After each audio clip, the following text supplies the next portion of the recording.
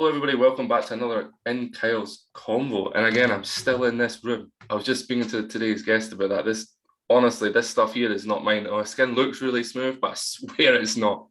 Anyway, today's guest is, again, as the people say, I have a lot of people involved in football, but I think it's just because people that are involved in football or have a passion about it, or journalism, or anything along those lines, just because I can relate a lot to it. Today's guest is called Matt Smith. How are you doing, mate?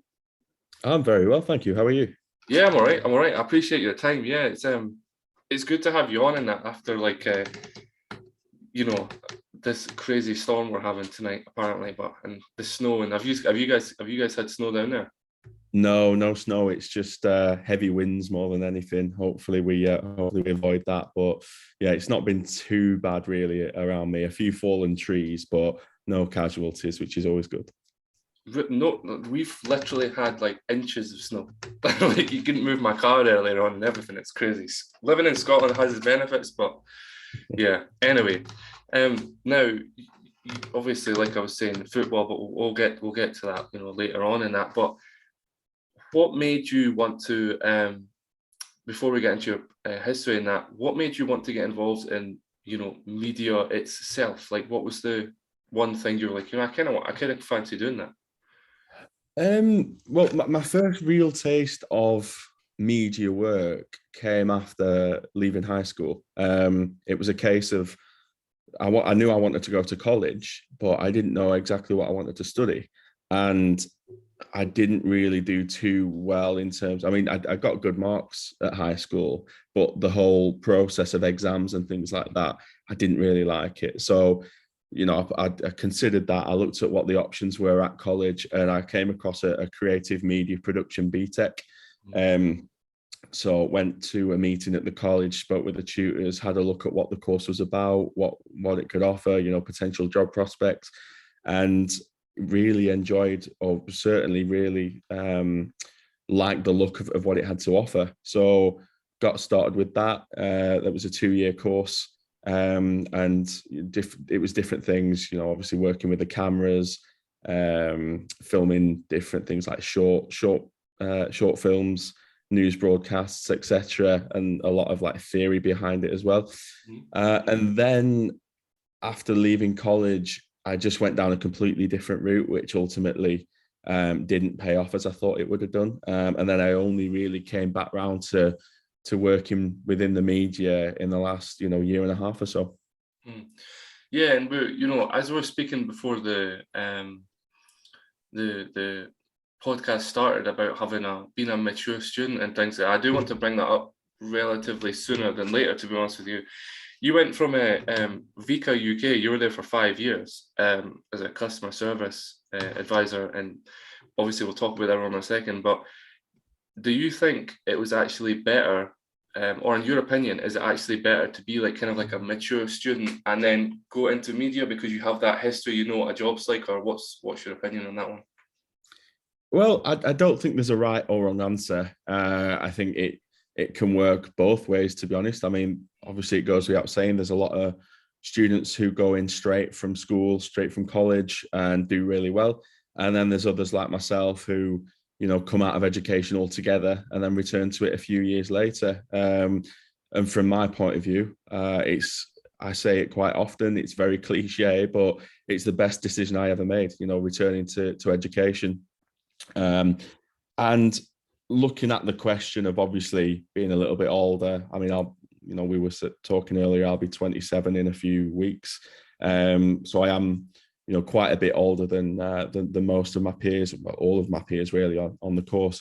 And I think that break in between did me the world of good.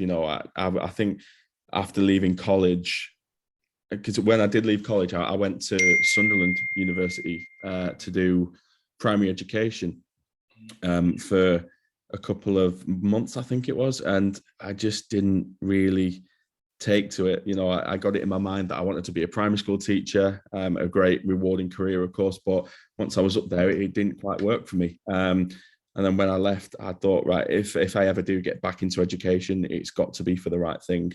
And thankfully, I think it was July, August 2020. That's when I came across obviously the sports journalism course at UCLan, and thankfully got accepted onto the course. And like I say, I haven't looked back. Yeah, was there always kind of we'll get into it's better saying what you do now, because there's people who are going to listen to this like, Kyle, listen, what you're about to say is not going to make any sense. But you're a media assistant at Morecombe Football Club. Well done, by the way, because the people that, as we said before the show, I said to you that I know people that are trying to get involved with certain clubs, is a good way to put it, and they've said that it's quite impossible. It's quite hard to get involved with a football club, to be honest, because there's so many people that want to do it. So congratulations on that.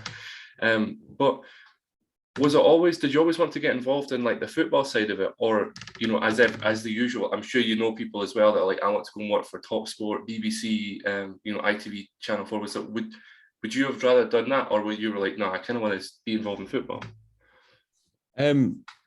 When I started on the course, I told myself I had to be open-minded, just because I think if you approach a course like that with your mind already made up, then you're limiting yourself really in terms of potential options to go on and succeed in. I've always been passionate about football. I've always loved football, but I've always liked the radio side of things, the TV side of things. So I think it was just a case of whatever opportunities I get, I'll take. And thankfully, like I say, the opportunity with Morecombe came about, and I managed to get in there. But again, it's just about exploring as many options and different opportunities that come my way. And if one's better suited than the other, then I'll take it, and always look to continue to grow and develop myself. Yeah, exactly. I think being open-minded does help. And especially when it comes to, like, for example, we won't go into what football team you support, because it's not this type of podcast. But say for example you supported I don't even know say for example you supported Rangers or something like that, or St Johnstone, just obviously Scottish team, then but then another team approached you, Motherwell or something like that, you could there does come that thing where you kind of not have to like take what you get given, but like be open to opportunities at other teams, because it's the stepping. They're the type of people, like we were saying, that actually believe in you, are willing to give you that time of day and the step in the industry type thing. But if you were offered like a job, for example, or even like a internship or trainee or anything like that wasn't necessarily involved in sport, would that be something you take on as well, or would you rather stay in sport? I think, considering the fact that the course I'm doing is a sports journalism course, so it would be ideal, I think the word is, to obviously stay within sport. But you never know. I mean, it's not to say that, you could work in sports journalism for 10 years and then a different opportunity altogether could come about 10 years down the line. And if that works well for me at the time and my family, then who knows, like I say, you can move on to something totally different. I think, again, it just boils down to not limiting myself and not focusing or being driven to one particular area. I think by always keeping your options open, then you're more open to more opportunities, I suppose. Yeah. Now, we've been like just sticking on this topic for a minute, because with being a mature student and stuff like that, and I am as well, as people know, as I've said in the podcast before, I'll be 28 in my last year, so I'm obviously a year older than you, but mature as well. And I'm curious to what your answer is to this question, to be honest. How do you stay motivated when you're like around 18, 19, 20, 21, 22, however old people are, go to uni nowadays? How do you stay motivated around that? You're like, I'm older than them, or does it affect you at all, or what's your opinion on that? When I first started, I was very, what's the right word? Maybe apprehensive, perhaps, just because, like you say, I mean, I was 26, I think it was, when I started. So there was in the back of my mind, all these lads and lasses from, coming straight from college, 18, 19 years old. And then all of a sudden they're going to be lumped with this older guy on the course. And straight away I'm thinking, I won't be accepted by the group. They'll think I'm a bit of an outcast. And funnily enough, soon after starting and everyone got to know each other, and they realised that I am a little bit older, they all started calling me Grandad. That's my nickname on the course. That's what everyone calls me. So even the tutors call me Grandad, believe it or not. But yeah, I think I don't. The way I see it is, we're all there for the same reason. It doesn't matter how old you are. We're all there to study sports journalism for 3 years and hopefully come out with incredible job opportunities. And I get on with everyone on the course anyway. I don't get me wrong. I do have a strong sense of maturity about me, but so do they. They have just come out of school and college, but it's not like being back at school where you have people running around class and disrupting and things like that. Uni is totally different, as you know. If somebody doesn't want to show up to a class, then they don't have to. They're ultimately paying however many thousands of pounds a year to be at university. So it's no skin off the back of the uni if they don't want to show up. So I think everyone that does show up to the classes, like I say, they're all mature in a way that they're all there to learn and they're all there to study what they're passionate about ultimately. So yeah, it's like I say, at the start, it was something that did concern me a little bit, but those concerns were very, very quickly flushed away once I did get stuck into it. Yeah, I'm the exact same as I've covered on the podcast before. Like I think it was within the first 2 weeks when I felt comfortable and I was around people, you actually tend to find people will come to you for, for example, if you're working in a team environment, we work in a team a lot. It's radio and podcasting I actually study just now, but it's going to be media. It's technically like media production, social media. It's like a lot more to it. I don't think those titles are particularly right, but yeah, radio and podcasting should be radio and social media. But anyway, we when we work in team environments, it's good. It's a strange feeling. People will come to you because they're like, you're obviously older, quote unquote, but they're like, we actually trust you. 1, you'll get the work done.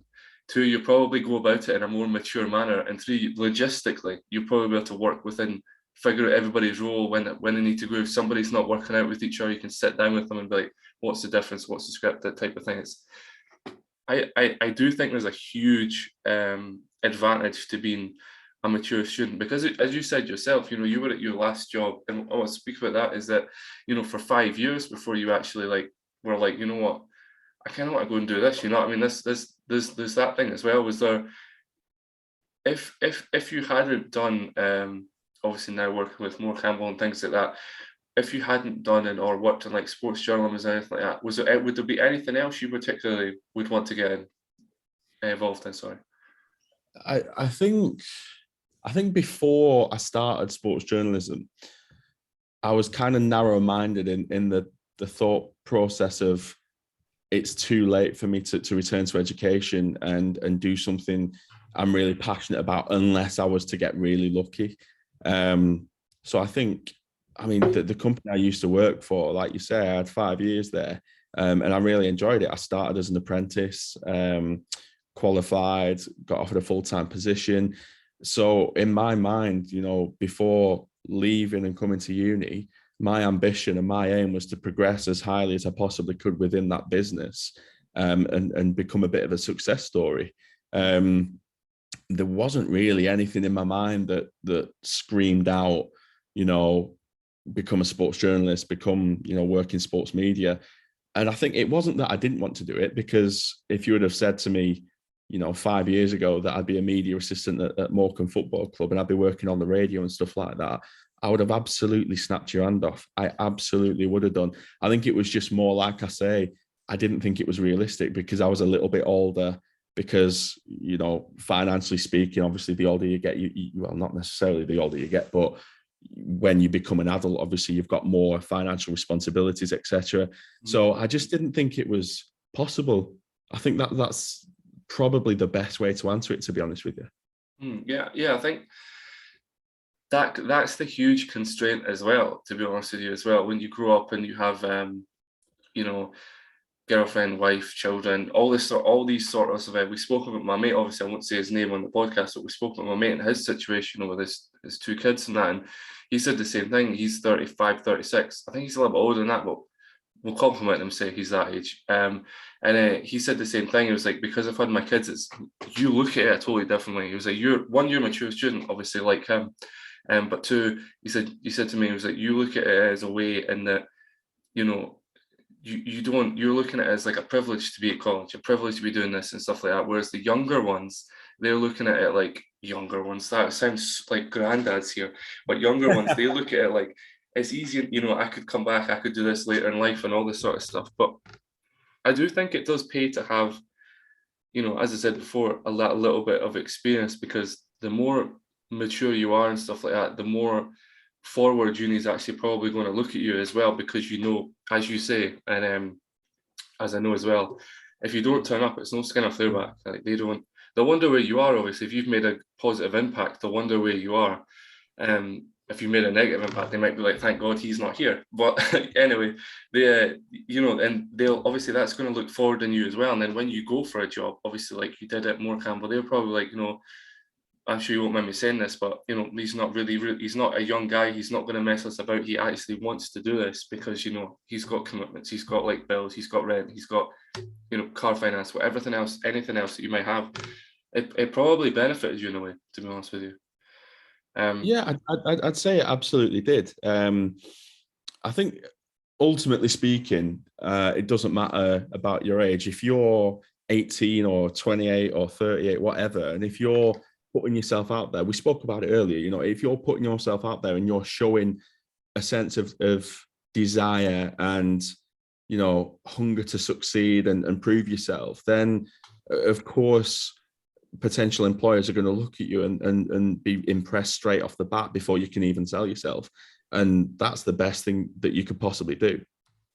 Yeah, I think, and another way to look at it as well is that you're probably way, and obviously, you know, I seem to be like complimenting you a lot here, but you're probably like way more likely to actually stick at the job. That's the thing. This is the whole, you know, mature student type thing. And nowadays, I think that people are very like, they're not sure if the person's actually going to stick when they're younger. And to relate it back to myself, I jumped from multiple different jobs and was a doorman for a very long time, literally till obviously just before COVID actually.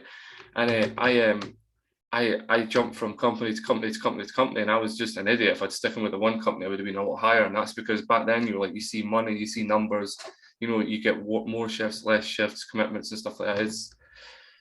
Yeah, it definitely has its benefits, but yeah, we went down a route of like explaining to people how great it is to be a mature student here. But anyway, let's get back to you. Now, you were I kind of like asking people that are involved in football this, because I sometimes think I know what answer I'm going to get, and sometimes I don't. If you could have been a football player or a football manager, or like that side, like not the media press side, the other side of football, would you have taken that opportunity, or were you like, nah, I didn't, I wasn't interested in that? Yeah, I mean, I love playing football. I was just never good enough to make it professionally. But yeah, like I said, you know, I'm mad into football. I love my football. I played it from, I think I started playing when I was 10, 9 or 10. And then our last season were probably under 16s or something like that. So for a big chunk of my childhood, it was solely based around either training or, you know, playing games. Not, you know, not academy level or anything like that. It was just Sunday league, you know, junior football. So for me, it was a massive passion of mine. And I probably enjoyed playing it more than I did watching it. You know, I had a season ticket for my local side, and I probably got more enjoyment out of playing in a team and training than I did going down on the Saturday and the Tuesday or whatever and watching my team play. So yeah, in a different world than, you know, me as a professional footballer, quite possibly, but it's one of them. There was never any expectation on me to become a professional footballer. It was just a case of just, as a kid, I was just enjoying it. And then whatever happens later in life, then what will be, will be. But I'm just very thankful and appreciative that I am now in the football industry, albeit as something completely different. Yeah. If, you know, obviously, like I was a well, I was going to say obviously, but obviously people don't really know that I was an extremely overweight kid. That's a nice way of putting it, and I'm not now, thank God. But I had an aspiration of being a policeman because, well, the bigger guy when you're playing tag and stuff, you were always the one to catch the people. But because I was bigger, this is like insulting myself here, but because I was bigger, I used to just sit on people and things like that. So I was like, I'm going to be a policeman because I'll be able to catch everybody.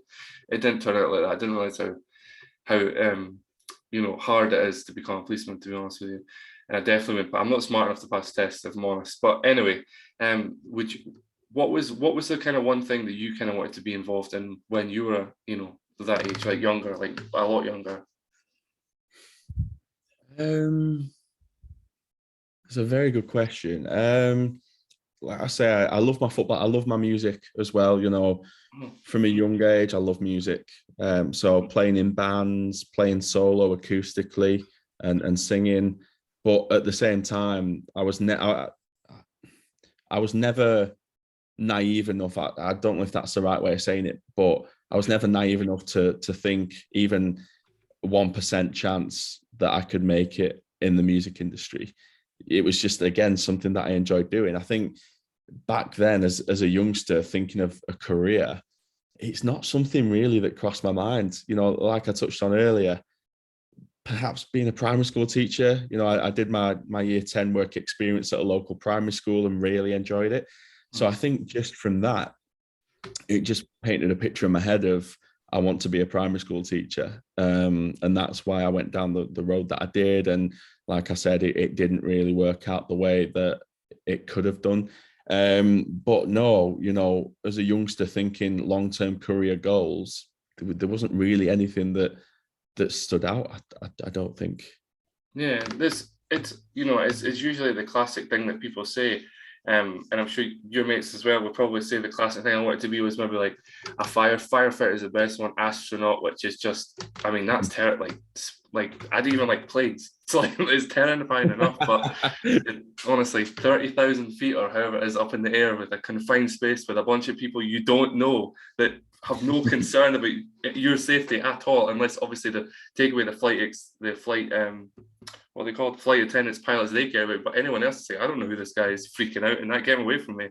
Nah, planes, nah, I'm good. Like, but yeah, it's funny how like the people that wanted to be involved, and for example, there's two people that are coming up that won't be out before this is out, but they wanted to be maths teachers, both of them. It's really weird how they clicked, but they wanted to be either math teachers or English teachers, and they said the same thing, but now they're involved in obviously a certain type of media that I don't really want to say, as I'm sure you'll understand. That they're involved in media, and I said the same thing to them. I was like, it's weird how people that want to be in education go into media. It's a weird kind of transition towards things. I don't know what the link is between it, but yeah, it's a strange one. But a question I'm curious to ask yourself, actually, because I feel we'll probably have the same answer to this question. See, nowadays with obviously social media is huge, and it's only growing bigger with like new services coming out, and there's like 3 or 4 new companies coming out this year that have to do with like YouTube competitors and all this sort of stuff. It's fascinating, to be honest with you. And then you've got the metaverse companies and all that sort of stuff. But do you think like especially nowadays, you should, with working for Morecombe and things like that, do you think that you should, you personally as well as everybody, should monitor what they put on social media now more? Not obviously you needed to do it before, but now more than ever, because obviously social media is. Do you think you should kind of like monitor what you put on there, or are you like, obviously you need to be yourself, but then you need to monitor? What's your opinion on that situation? I think you do have to monitor what you put on a 1,000,000%, and that's no exaggeration. How many horror stories do we hear of someone either being turned down for a job or being fired from a job because of something that they've done or said on social media? Social media is such a big thing in people's lives nowadays. People base their lives around it. All the different social media platforms, like you say, new ones coming out all the time. It's dangerous in a way, because if you are naive and if you aren't careful with what you put on, it could really affect you. It could really damage your reputation. You know, I think it's we're told all the time at university, just even if you've got two accounts, a personal account and a business account, then you know, and I did that straight away, and I'm not controversial at all. I've always, since being on social media, I've always been aware that you can't just put whatever out in the public domain. You've got to be careful. But it's just, you know, it's just the people that don't, and it's unfortunate isn't the right word, because people that put controversial things out, you know, it's potential karma, I suppose. If you're willing to put something risky out there, you got to be willing to deal with the potential backlash that could come your way. But yeah, you know, like I said, we're always told at uni to be careful, and we have these informal like practice interviews with industry experts, and they will heavily research your social media presence. And you'd be surprised, even people in third year, you know, coming to the end of the degree, and they're sat opposite an industry expert who's been doing what they want to do for 20 odd years, 30 years. And all of a sudden, you know, this industry expert will ask the question, how's your social media presence? How do you behave online? And they'll be like, yep, all good, nothing wrong. And all of a sudden, this industry expert will pull out a list full of controversial tweets and posts and all this, and they'll say, okay, so why did you say this on this day? Why did you say this on this day? And then obviously it leaves the student absolutely stunned, and it's a real wake-up call. And for me, it's quite surprising that people need to even be given that wake-up call. You know, I think it's massively surprising, like I've said, that people still feel, especially when they want to get into an industry like this, people feel that they can get away with acting and behaving in any manner on social media. Yeah. And again, I'm totally with you in that. And I think as well as that, you know, it reflects back on like family, and, you know, with a little one on the way. Congratulations again, by the way. Thank you. It's unbelievable how anything you say, even right now, could affect your child in 5, 10, 20 years. This is the thing, that you obviously be true to yourself, but you know, if you've got horrible thoughts, like, you know, obviously we know, I think everybody knows, like, you know, racism, things like that, just stupid stuff like that you should just not have thoughts about that in the first place. If you're having thoughts of that, you're completely, like, you've got something wrong with you anyway.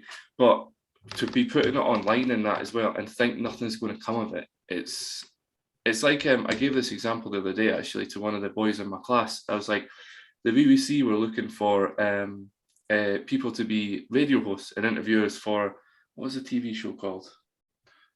I can't remember. Anyway, there was like 3 under 25 and 1 over 55, but it made sense when you looked at it, because it was 4, obviously 2 girls, 2 guys, or, you know, and then the guy, there was a guy at plus 55 to be the narrator, like, you know, type of thing. It was actually it was a really cool thing. Obviously, I couldn't apply for it, but anyway. And there was 480 comments, and the first comment under it was, you know, somebody, obviously I'm not going to say the person's name, but somebody was like, you know, I can't believe the BBC would do this, you know, screw the BBC, all this sort of stuff. And I was like, okay. So I was like, cool, whatever. Then I clicked on the thing. It was like 1 a.m, and it was one of those things. I was like, I'm really bored. It was on Facebook. I was like, I'm really bored. I'm just going to check this out. So many people were slating Facebook, and they were slating the BBC. They were slating everything. And I was like, why would you do, like, what on earth is this about? Oh, like, you know, I want to be a presenter and all this sort of stuff, and, you know, screw the BBC and things. And I was like, why are you guys saying, like, if you want to be with BBC, then you're saying that, what's the transition here? It makes no sense. So then they went back. I went down to the recent comment had been posted, and some guy made a valid, clear point, but pretty much what he said was, everybody on here that wants to be a presenter with the BBC, cool, fair enough, amazing company. I totally agree with him. I know I've got a lot of friends and that work for them, amazing people. But he said that if you're going to turn around and slate the BBC, you do know that the BBC are going to be scanning this comment section, like, if you know, whatever. And I refreshed the page and went back like 2.5 hours later, and there was probably like, I think it was like another minus about 200, so I don't know the exact number, but 200 odd comments of people that had deleted their comment thinking this guy's right. Like, why am I slating a company I want to work for? There's no logic. It just doesn't make sense. I don't know if it's people trying to be edgy, people trying to get a laugh, people trying to get likes, but I just can't comprehend why you'd want to work for a company and then you're slating them on social media. We've already touched on just how important and how massive social media is nowadays, especially in recruitment. So these people want a job with this company and they think they're going to get away with slating it. It's just naivety beyond belief. Yeah, it blows my mind, as we said earlier on as well, especially nowadays, especially with that type of stuff. You just don't. I mean, saying that stuff again, BBC being one of the British they're like the pin for me anyway. It's the pinnacle company to work for. If I'm being perfectly honest with you, that or Talksport's, like they're the two companies I would never slate them on anything, because at the end of the day, you don't know who you're speaking to that then could copy that message, screenshot, and it's we could talk about this for hours and hours and hours, as you know. But with with being older again and things like that, and that you'll have like a much more mature mind on your head and stuff like that, and you'll probably have like a great support system behind you, like obviously girlfriend and family and things like that. I take it's probably a really straightforward answer, but I take it they're really supporting you, like, good for you, you left your job, that's what you should have done if it's what you want to do, or especially friends, or did you have a couple of people that were like, I don't know if you should be doing this, or what was your sort of support system like? Absolutely amazing. I couldn't have asked for it any better. Family, friends, girlfriend. I think when I initially suggested that that I may return to education, I think the only concern was that at that time I was also looking to move out, to buy my first house with my girlfriend. I think that was the only sense of, right, okay, well, if that's what you want to do, then just be careful, because obviously getting a mortgage as a student, it's pretty much an impossibility. So there was always that niggling it in the back of my mind, but soon after we figured it out, we worked it all out, then they couldn't have been happier for me. And all my family that I've got are always, whatever I'm doing, whether it's a radio package for the local station, or some commentary that I'm doing, or some behind the scenes videos that I'm doing for the football club, they're all well into it and couldn't be more supportive. And to be honest with you, if I didn't have that support network around me, I probably never would have made that jump from, as I say, from employment to education. Yeah, exactly. You do, and as people have known, that's the one thing that everybody that's actually been, successful in radio and media and stuff has had, like, a great support system. Because at the end of the day, if you're coming home, whether that be to your partner of some sort, and they're turning around and they're like, now you've got to go and get a job though, and they're like, well, I can't because I've got to study full time. But are you really sure what you should? It's the negative thoughts, and sometimes that you lose fantastic. Speaking from experience, you lose fantastic people, but the people that you're losing is because they're like that, the whole 9 to 5, and you need to go and get a 9 to 5 or something like that, rather than being involved in college and uni as a mature student, or you need to move out before you can't save for a mortgage anymore, because you do need that support system. But I think at the end of the day, it's like a stepping stone. It does push you forward in that sense as well. But again though, with that type of thing, with I'm sure you like myself, hang about with mates, boys, girls, whatever, and they're in jobs and stuff like that. And I know how I feel, and I'll give my quote on this one in a second, that sometimes for me it feels like, damn, they're going on. But like, a lot of my mates are, my two best mates actually are he's some sort of welding technician guy, and the other one's a plumber. And obviously here and there about people, it's great, what they're going about, they're meeting boys, they're going out, they're getting 9 to 5, they're getting really good money. It does put me down a little bit, but not that much, because I know what the future plans are. What about yourself when you go into that type of environment, and obviously your friends are getting not necessarily even money, just having that whole job type banter and things like that? Does it kind of knock you down a little bit, or are you the bigger picture type guy? It probably knocks me down in a different way altogether. Now, I've got a twin brother who's like my bestest friend in the whole world, and he's a massive football fan as well. And he works, funny story, he works in the same job that I worked in before I left to come to uni. And I don't know what it is. I'm generally speaking, I'm quite an anxious person. I'm quite an overthinky kind of person. And I always just get that worry feeling sometimes in my mind that, you know, if I'm traveling up and down the country with Morecombe and sending him these pictures of these stadiums and all this. And I don't know, I just kind of, part of me thinks like, I wish he could be doing that as well. Like, just because I've been there as well, and don't get me wrong, like I said before, it's a good job and everything, but of course everybody wants to be doing their passion.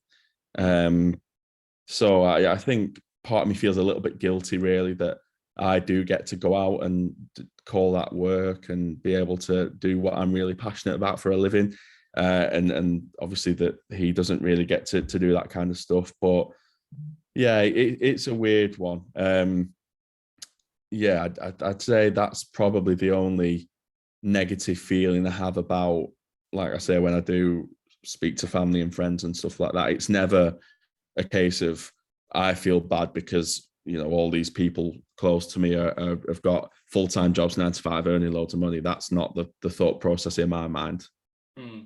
Yeah, I think it's for me as I don't really want to touch on this subject too much, to be honest with you. But for me, for once, with obviously I'm sober just over 9 years now, and at one point I didn't actually have any money. So for me, when I'm hearing about them earning money on obviously the flip side of yourself is that it's because I once didn't have it. So now when I'm, you know, the bank runs, as I'm sure you'll know yourself, being a student is extremely expensive, and it's hard. It's, you know, hard on yourself sometimes. And if you don't have that little bit of cushion, it can sometimes, you know, can make you drop out and then have to go and get a job and things like that. So I think that for me, that's what it is as well, is that because I know what it's like to not have any money, hearing them what they're, you know, earning. I don't know if they're just pulling my legs sometimes, to be honest with you, and I know they watch these because they quote them all the time. So I'm gonna I'm gonna get a slap in the head when I go to training if they see this video. But anyway, yeah, it's that type of thing as well. But with me as well, I'm the exact same. Got great support system, like a circle of people that I truly keep really close and things like that. And they're the type of people that are like, yeah, find helping you out a little bit, because in the long run we'll know what you're going to do and the passion and things like that. But you know, it's a good thing you brought up, you know, about your brother, and that if you had not your brother, but if you had anybody else in that situation, or you knew anybody, or anybody that's watching this or listening, or you know, wherever you guys are listening, watching this from, they're in their 9 to 5 job, and they're like, you know what, I'm listening to what Matt's saying in that, but I can't pull the trigger. Like I can't go and tell my partner or boyfriend, girlfriend, mum, dad, whatever. They can't tell them that they want to leave their job and stuff like that. But obviously for a bigger picture, not just to do nothing. What would be advice would you give that person? Because obviously you've been through it, so you know what the feeling is. So what advice would you give somebody that's thinking, I want to leave like my 9 to 5 to then pull my passion and pull the trigger? What's? I think obviously think about it logically, because it's a big step. If you're comfortably in a job where obviously you've got the finance coming in and things like that, it is a big decision to leave, and you've really got to think about, will it work in the long run? Ultimately, bottom line, is it going to work in the long run? And if you can safely say yes, and if you can safely say that the next 2 or 3 years, or however long the education is going to last, if you can say that categorically you are going to be fine in all aspects throughout those 3 years, in terms of finance going out, in terms of, you know, your network around you, supporting your family and friends, whatever. If all those items on the list are ticked, then go for it. You know, I don't want to sound like that guy. I don't want to sound like a cliche, but you do only live once, you know, and you work a lot of time in your life. The stats are scary, you know, standard 9 to 5 office life. You spend a lot of your life at work. And if you're spending a lot of that time miserable and doing something you're not passionate about, then you don't want to get to the age of, you know, 60, 70 and just thinking, what if, you know, imagine if I did make that jump, make that leap. then the past 50 years of my life, I've been doing something I care about, something I'm passionate about, rather than something that I just tolerated because it meant I got a bit of money in my bank every month. So I know people are in all kinds of different situations. I completely appreciate that. But from my experience alone, then it's the best decision. It is the best decision I've made in my entire life. Yeah, I mean, I'm so with you. It's I had a security company before this with an old acquaintance. Is a nice way I'll talk about him. And it kind of fell down and stuff like that. But anyway, and I left. I walked away from it, and that was a huge deal because obviously, as you know, it was doing well. And with being, how old was that? I think I was 27 at the time. No, 25 at the time actually. Come on to think about it, because 27 was, yeah, that's when everything got settled. And obviously walking away from that was a huge deal because that was something I'd been passionate about for years. With being a doorman, I was like, I wonder what happens if I had my own company. I wonder how it works.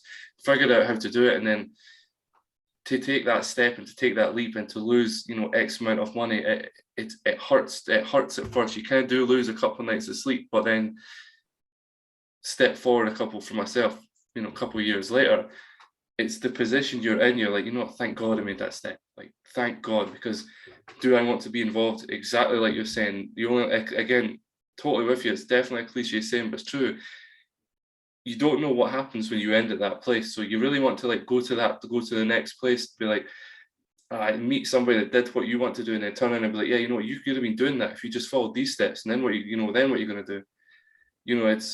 And my mom always made a great point when she was like, pursue your dreams. She was like, there's people in our place of work that she works at, better not say the name, our place of work, where they're like, I wish I'd done this, and I wish I'd done this, and I wish I'd done that, and they're 80, 90 and things like that. And she's like, oh, it's such a shame to hear that, because like, what if they had done that? Would they be at that place? Would they be in? It's the same thing if, as yourself in that, which I quite want to touch on, is that a lot of people want to move country, but they never do it because they're like, it's logistically hard. It's, money, it's tearing, you leave people, you leave everybody, but it's actually something that's probably going to benefit you in the long run, because as everybody says, when you're in that deep place, like, I don't know, you're anxious, totally with you on that one as well, but when you've made the leap, it's actually developing you as a person better. So it's that cycle as well with football coaching, football managing, football players, football media, and everything like that being huge in countries like Slovakia, Sweden, Australia. Slovakia is a huge one actually, and especially America now with it blowing up and stuff like that. Is that somewhere else, on a different side of this conversation, is that something else you would be even considering? Would you even consider moving to a different country? Obviously, opportunity right, job right, that sort of stuff. If that the main necessities, we'll say, were taken care of, and someone was like, I want you to come over and work in, X country, is that something you've ever thought of, to like move away or anything like that? I wouldn't say no. Obviously, like you say, you make a very good point. Certain factors have to be right. Yeah. And with a little one on the way, it's one of those where I'd certainly put my girlfriend and my baby first. They would be, if it worked for them, then I could talk. Do you know what I mean? It would be a case of get them sorted out the way first, and then if we're still in a position where we can make it work, then right, let's consider it.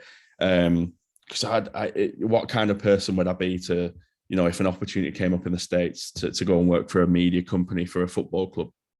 What sort of person would I be if I turned around and said, right, I'm dropping everything and I'm moving over there, and if you want to come with me, great, but if not, I'm still going anywhere.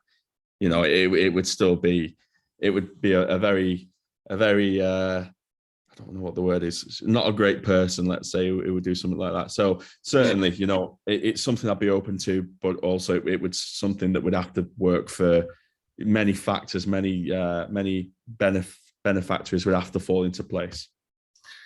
Again, that's what it comes down to as well, is that you can't just, it's great to want to, we'll use the States as an example because I'm one person that wants to move over there. I have close connections with the States, to be honest, but especially Canada, and it's another place I'd love to go to. And I'm very in that, I would love to make the move, and, fortunate enough, as I said, to have actually done something that I wanted to do with my life. So I've got this stuff there. I could move, but at the end of the day, it's like you move over, you have money, the money runs out, there's no job, and then what happens?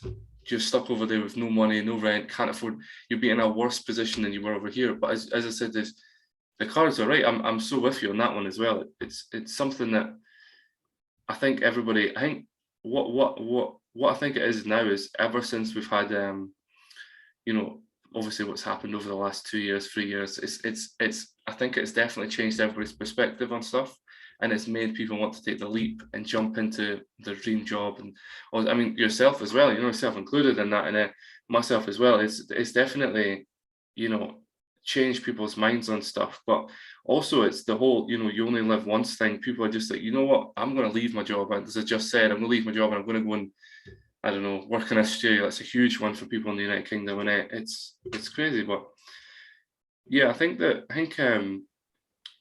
when it comes to working in media and working for a football team and stuff like that, would you ever consider like I'm going to offer you a job here? I'm not. This is what it sounds like.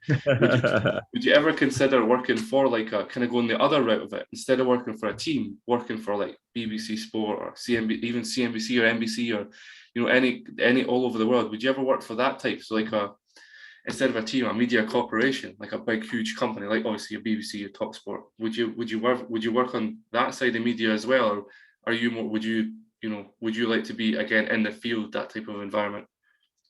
Definitely, and again, I hate to repeat myself, but it's just for me about keeping my options open. Part of the role that I do at Morecombe, I do co-commentary for the local radio station. So I'm already experiencing that side of it to a degree. And I think if you were to, well, if any sports journalism student was to turn the nose up at the potential to work at somewhere like the BBC or a big corporation like that, then you're surely not in the right course. Do you know what I mean? Like, it's these organizations that you've listed are huge companies with so many different possibilities and roles that you could go into. I think it would be a bit of a poor do for somebody to, like I say, turn your nose up at the potential opportunity. So absolutely. I mean, working for Morecombe has been incredible. It's one of those where even on my bad days at work, it's still a good day, just because, I take a step back and I think, whoa, I'm working in professional football here. It's a dream come true. And I know that it would be the same if I was working for a radio station, for a TV company, etc. So yeah, any area that I can get my, dip my toes into in sports journalism, it's always something that I'd be open to and consider. Yeah, exactly. Now, I always like to end on this question. Well, obviously, we'll get as you probably know, I get everybody's social media and I shout them out and stuff just to help promote them. And again, you never, I won't say who, but I know that people have, and they didn't quote this to me, but they said that the employers had watched this podcast and hired them because of the answer they'd given and stuff. So well done to you guys. But if it's true, obviously, they might have just been like really nice. You never know. But anyway, what is, say, like not 5 years, because again that's another cliche saying. We'll take that away because we've done You Only Live Once. So when your future would be a great question. So whether that be 5, 10, 15, 1 year, next month, all this sort of stuff. What's your plans for that, or have you got like goals that you hit and then dreams of that, or are you just kind of like taking it step by step, day by day? Taking it step by step. I don't want to set myself a plan for the next 5 or 10 years or however long, just because I think, life is so busy and things can happen unexpectedly. If you start setting yourself plans and then you get into the mindset of, right, I've not done that target or I failed that, then you could put yourself in quite a bit of a negative mindset, just because in your mind you're not meeting these targets. So ultimately you're failing. I think if I do see myself, in 10, 20 years, bottom line is just want to be happy, whatever that is. If that's working for a football club, if that's working for a radio station, working on telly, I just want to be happy with what I'm doing. And if I can be happy like I am now in terms of work and a professional career, then I've no doubt that that's exactly what I'll be, in the future. So yeah, as long as I'm happy and passionate about what I'm doing, because like I say, I've worked jobs where I haven't been passionate. And it makes a massive difference. You know, I was just speaking to my girlfriend the other day, and I think an advert came on about, and it mentioned like that Sunday night feeling when, you know, there's that dread of going back to work on the Monday morning, the blues and all that, you know, all things associated with that. And I just said, you know, I haven't had that Sunday night feeling for 1.5 years now. And that's just because I look forward to getting up in the morning and working, because I what I work, I absolutely love doing it. So I think as long as I'm happy and, like I say, passionate about what I'm doing, then I'm sure it'll be successful one way or another. Yeah, I'm sure it will, to be honest with you.